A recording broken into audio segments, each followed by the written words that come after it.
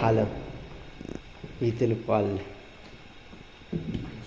4 soatli pishadi. Ha, yana yetilib qoldi. Yana 5 soat, 4 soatli pishadi.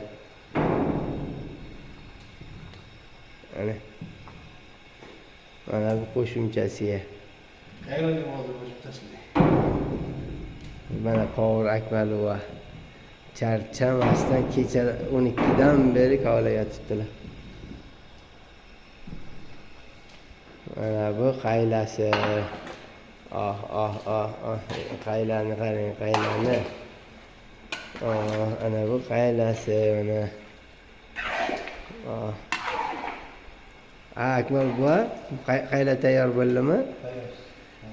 Ey yashang, qovurmang endi ana. Xudo xolasa iftorlikka kelaverasizlar.